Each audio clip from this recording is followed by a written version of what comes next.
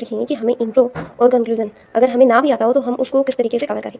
Alright, so start करते हैं। Basically ये कंक्लूजन का होगा, ठीक है, कि कंक्लूजन को किस तरीके से कवर करना है। मैं आपको कंक्लूजन की एक ऐसी डेफिनेशन दूंगी जो हर कोई भी टॉपिक हो उसमें ऐड हो सकती है। ठीक है, स्टार्ट करते हैं। देखो क्वेश्चन रीड करते हैं। देखो पहले, वैश्वीकरण ने विभिन्न वर्गों की कुशल युवा एवं अविवाहित महिलाओं द्वारा शहरी प्रवास में वृद्धि की है। इस प्रवृत्ति ने उनकी व्यक्तिगत स्वतंत्रता एवं परिवार के साथ संबंधों पर क्या प्रभाव डाला है। Globalisation has increase the urban migration by skilled young unmarried women from various classes. How has this trend impacted upon their personal freedom and relationship with family. ठीक है, अब यार इसमें दो की टर्म है, एक है ग्लोबलाइजेशन और एक है वुमेन। यानी कि अगर हमें मान लीजिए अब हमारे पास यूपीएससी मेंस का पेपर आएगा तो उसमें ग्लोबलाइजेशन से रिलेटेड कोई ना कोई क्वेश्चन अपने को जरूर मिलेगा और वुमेन से रिलेटेड ये कंपल्सरी है कि इन दोनों से रिलेटेड पक्का क्वेश्चन मिलेगा। तो हम क्या करेंगे कि वुमेन से रिलेटेड भी कोई भी कोड और ग्लोबलाइजेशन से रिलेटेड कोई भी कोड यहीं से जहाँ पे भी हम प्रिपेयर कर रहे हैं, हम एग्जाम हॉल में प्रिपेयर करके जाएंगे। ग्लोबलाइजेशन आया तो हम ये थॉट उसके अंदर ऐड कर देंगे और वुमेन से रिलेटेड कोई भी कोड आया, कोई भी क्वेश्चन आया तो हम उस कोड को वहाँ डाल देंगे। ठीक है, इस तरीके से मेंस को कवर किया जाता है एग्जाम हॉल में। राइट, अब देखते हैं कैसे करना है। देखो अब मैं सबसे हम ये देखते हैं। अब मान लीजिए आपको इन दोनों में से एक नहीं आता और एक आता है।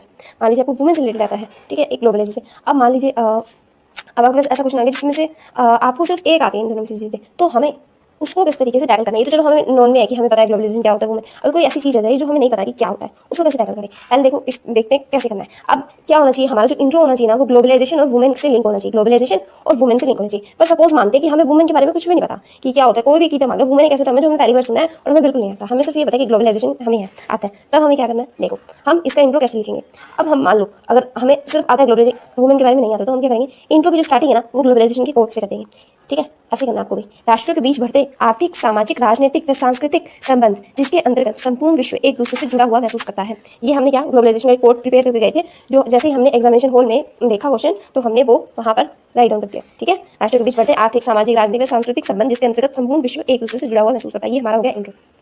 ठीक है, अब मैंने आपको ये बता दिया कि इंट्रो जब हमें नहीं पता कि ये क्वेश्चन किससे रिलेटेड है, कहाँ से आया, कोई मतलब कोई हमारे पास ऑप्शन नहीं है तो हम इसको यूज़ करेंगे। ठीक है, अब बात करते हैं कंक्लूजन की। कंक्लूजन हम ऐसा कैसा बनाएं कि वो हर एक टॉपिक में ऐड हो जाए। ठीक है, उसके बारे में देखते हैं। देखो अब मैंने ये जो कंक्लूजन है ये इस तरीके से प्रिपेयर किया है कि ये हर एक टॉपिक में ऐड हो जाएगा। कोई भी मतलब 50% टॉपिक्स में तो आराम से ऐड हो जाएगा। जैसे हिस्ट्री क्वेश्चन में इसका थोड़ा बहुत ऐड होने की संभावना है, बट टोटली नहीं हो सकता। ठीक है, देखते हैं।